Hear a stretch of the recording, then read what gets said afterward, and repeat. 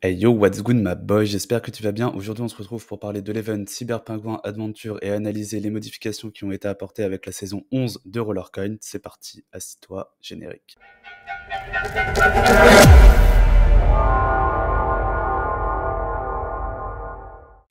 Alors, il s'agit d'un event en 30 paliers et honnêtement, c'est pas bien fou. Donc sur ces 30 paliers, tu as 19 mineurs à récolter qui vont te donner un total de 4 160 000 GHS et un bonus de 11% et demi, ce qui est vraiment peu comparé aux events précédents.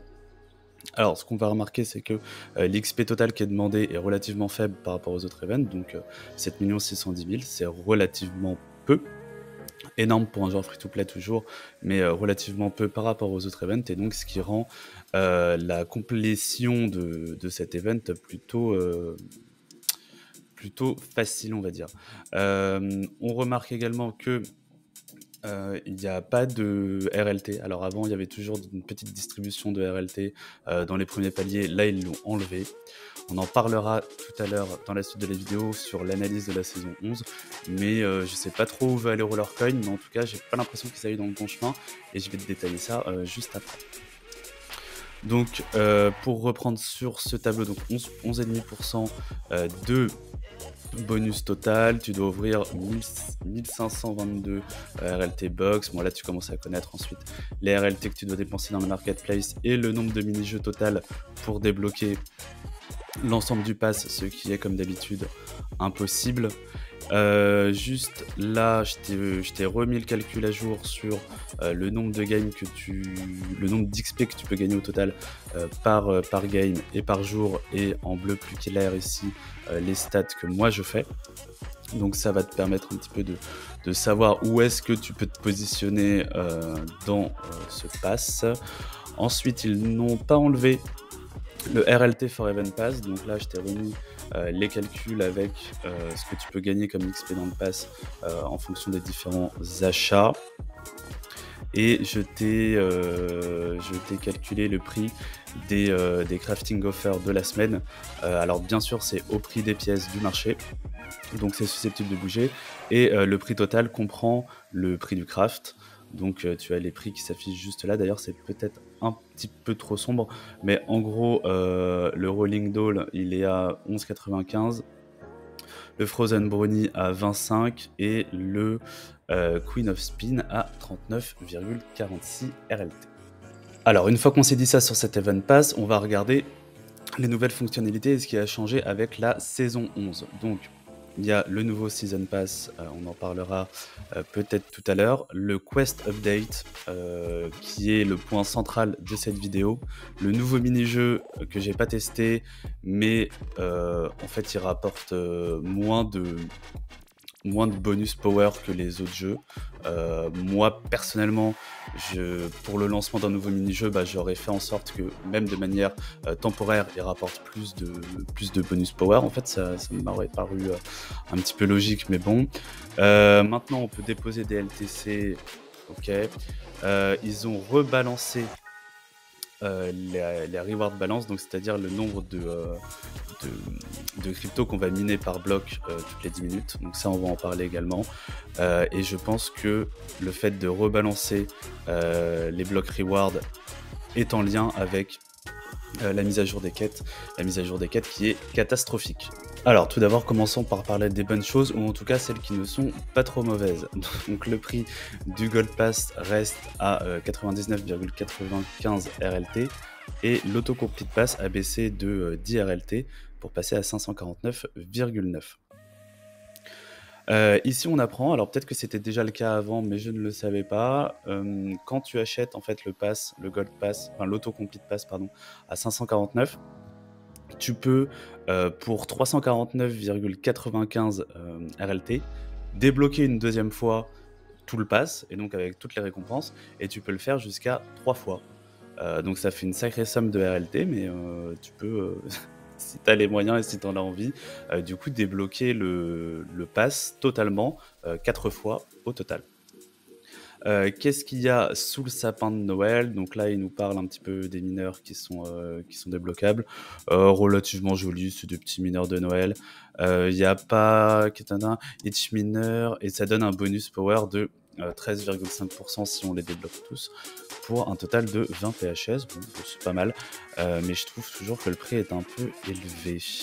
En fait, ce qu'il faut faire, c'est acheter le le Gold Pass à 99,95 et débloquer toutes les récompenses au fur et à mesure. Sinon, c'est beaucoup, beaucoup trop cher. Encore quelque chose qui a changé. Avant, on avait besoin de 500 XP par niveau. Maintenant, ça a été descendu à 400. Donc, bon, ça, c'est plutôt pas mal. Ça va dans le sens des joueurs. Là, ils nous apprennent que si en fait on fait toutes les quêtes, on débloque 196 XP par jour, alors qu'avant, si on faisait l'ensemble du tableau, l'ensemble des quêtes, on n'en récoltait que 168, en sachant que tu peux jamais faire toutes les quêtes en une journée, ou enfin très peu de gens vont pouvoir faire toutes les quêtes chaque jour. Je pense par exemple à la quête où il faut que tu invites une nouvelle personne, un ami à toi avec ton lien de référencement chaque jour, sans tricher, entre guillemets, créer toi-même une fausse adresse mail pour créer un nouveau compte qui ne serve à rien. Ça me paraît quasiment infaisable. Et dépenser 7 RLT dans le store tous les jours, pareil, je suis pas sûr que tout le monde le fasse. Et maintenant, le sujet qui fâche, la mise à jour des quêtes. Donc ils nous disent qu'en gros, à partir du moment où ils ont posté cette mise à jour, ça a beaucoup parlé dans la communauté et qu'ils ont écouté tous les retours des joueurs. Donc on va voir ce qu'ils ont mis en place pour nous contenter, ou ne pas trop nous mal contenter, on va dire. Donc la quête qui demandait de gagner 5 RLT dans le task wall a été réduite à 0,3 RLT par jour. Bon, moi je trouvais ça pas particulièrement compliqué de gagner 0,5 RLT par jour, mais c'est vrai que les récompenses dans le task wall, surtout pour les CPX Research, ont énormément baissé. Là, moi, ça m'arrive des fois de devoir passer 20 ou 25 minutes sur une enquête pour gagner quasiment rien. Je trouve ça un petit peu lamentable. Ensuite, donc la reward pour ouvrir une Lucky RLT case a été augmentée à 30 RST donc par jour. Et pareil, le reward pour avoir complété 6 daily quests a été augmenté à 70 RST. Voilà. Moi, le problème, c'est juste ça. Reward for Open Lucky RLT Case. En fait, cette quête, elle sert à... Enfin, c'est pas qu'elle sert à rien, c'est que elle sert à nous faire perdre nos RLT. Et franchement, je trouve ça pas bien en fait. Je vais détailler après dans la vidéo. J'ai fait des calculs pour savoir combien est-ce que ça allait nous coûter, nous faire gagner ou nous faire perdre. Et c'est clairement au désavantage des joueurs. Alors, pour que tu puisses comprendre la suite de la vidéo, on doit juste faire un rapide tour sur le tableau des quêtes. Donc je vais partir du principe, à partir de la suite de la vidéo, que tous les jours, tu vas faire cette quête-là, donc que tu vas gagner un RLT dans le task wall, et que tu vas gagner donc de fait également aussi 0,5 RLT dans le task wall, ce qui va te donner en récompense de quête 2,5 RLT. Ensuite, je vais partir du principe que tu ne fais pas cette quête-là, donc parce qu'elle est tout simplement infâme, donc gagner 5 RLT sur Taurox, quelle perte de temps. Je vais partir du principe, dans l'une des hypothèses, que tu ne fais pas, que tu n'ouvres pas de Lucky RLT Case, tu vas comprendre juste après. Et donc, vu que tu ne fais pas ces deux quêtes-là, et que tu ne vas pas non plus, parce que tu es free-to-play, échanger 5 RLT ou plus, échanger de la crypto pour 5 RLT ou plus, tu ne vas pas pouvoir valider cette quête-là, donc qui te demande de compléter 8 weekly, donc tu ne gagneras pas les 4 RLT en bonus. Donc par semaine, ce que tu vas gagner, c'est donc les 2,5 RLT par jour, plus les 5 RLT qui sont là, et ce sera tout. Et donc maintenant, on va regarder combien est-ce que ça va nous rapporter. Donc 2,5 RLT par jour sur une semaine, ça te fait 17,5 RLT. avec les 5 RLT de la quête dont je t'ai parlé tout à l'heure, qui te demande de gagner sur la semaine 2,5 RLT dans le task pool, ça te fait 22,5 RLT toutes les semaines, sûr dans ta poche. Si tu fais ça tous les jours, tu auras 22,5 RLT. Maintenant, on va s'intéresser, enfin on va regarder combien est-ce que tu vas gagner si tu ouvres tous les jours une RLT box à 3 RLT, donc la moins chère. Combien est-ce que ça va te rapporter par semaine? Alors, c'est hypothétique et c'est, je pars du principe qu'en fait, la RLT box va te donner le minimum, c'est-à-dire 0,5 RLT. Donc, tu vas faire les 2 quêtes dont on parlait tout à l'heure, ça va te rapporter 2,5. Ensuite, tu vas acheter une RLT box qui va te coûter 3 RLT, donc tu vas perdre 0,5 RLT. Cette RLT box va te rapporter 0,5 RLT, donc au final tu n'as rien gagné. Voilà. Tu as perdu tout ce que tu as fait pour gagner des RLT sur la journée, tu les as perdus. Par contre, en faisant ça, tu vas pouvoir compléter tes weekly. En complétant tes weekly, tu vas juste gagner 10 RLT par semaine. Voilà, donc si tu fais les quêtes, tu perds potentiellement de l'argent. Alors là, il y en a qui vont me dire oui, mais la RLT box, elle peut te donner plus que 0,5 RLT.